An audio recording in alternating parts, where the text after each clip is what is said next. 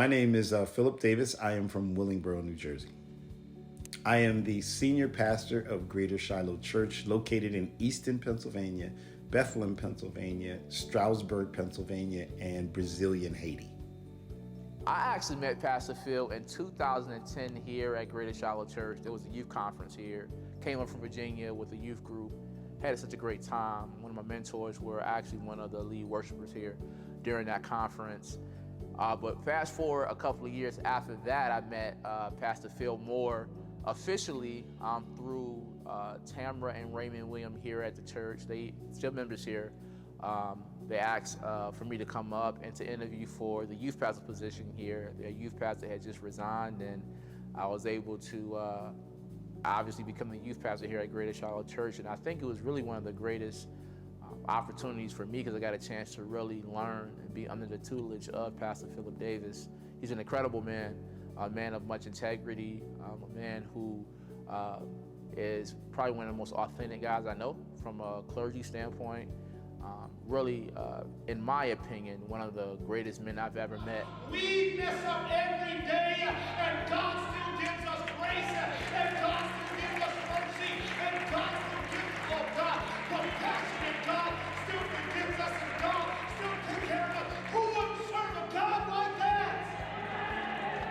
I was introduced to Greater Shiloh in 1975. My father took over as a senior pastor there. I am Christina Davis, and I am from Pittsburgh, Pennsylvania. I met my husband at church. It was formerly the Shiloh Baptist Church and now Greater Shiloh Church. And when I came in, after service was over, I had seen him during service, but after service was over, he was doing a voter registration. So I got to meet him directly then. That there's nothing that she can do to make us stop loving her. Being married to a pastor of a church is, it's kind of a double-edged sword. You're so blessed to be a part of the mission to serve the people, but at the same time, it's difficult to navigate through the opinions of the people.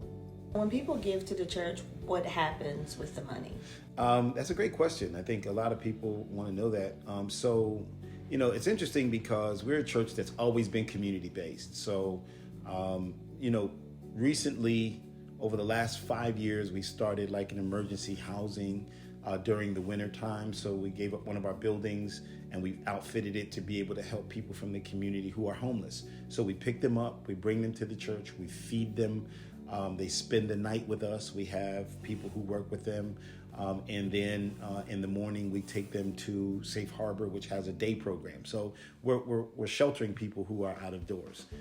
Just recently, our food pantry, who is not in just Easton, but also in Stroudsburg, did 100 meals that they gave out just last week for Thanksgiving, and 150 up in the Stroudsburg area. So but those food pantries run all throughout the year. We have a senior center that helps people, senior citizens who, need a place to stay, and it's sponsored by HUD, so it's 58 units from across the street. The Nehemiah House, which helps men coming out of rehab and out of prison, a place that they can come and live, get mentoring, counseling, support, that kind of thing, and save money to be able to transition back into their community. So, when you think about the resources that are coming into the church, you can see more in our community the things that have happened. Now we're right in the process of building apartments for low to moderate income individuals right on our church campus. We were able to purchase the old Paradise Club that used to be a social club in our community, and it's about a 1 acre tract. We're going to knock down 2 buildings and build 52 units for low to moderate income housing, because the housing issue right now in the Lehigh Valley is very, very difficult. Rents are so high. Hi, I'm Pastor Philip Davis, the host of Courageous Conversations. So Courageous Conversations airs on PBS 39, WLVT. And after the murder of George Floyd, what we did at the church, my wife and her group and the men's ministry, the pastoral ministry, decided to do online conversations.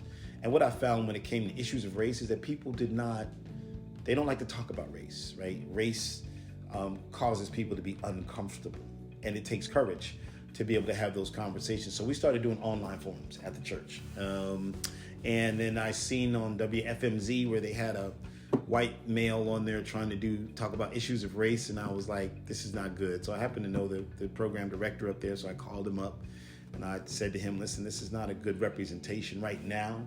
With the country being so polarized, you really need representation from the African American community. And he was pretty much said, well, why don't you come do a show?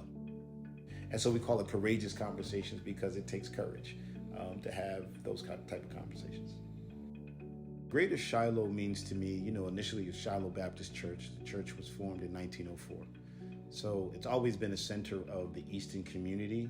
So to me, it means community, a place of empowerment, inspiration, a place of support. I met my wife there. My daughter was blessed and baptized there. And so it means to me a place of community, a place of gathering, and a place of empowerment.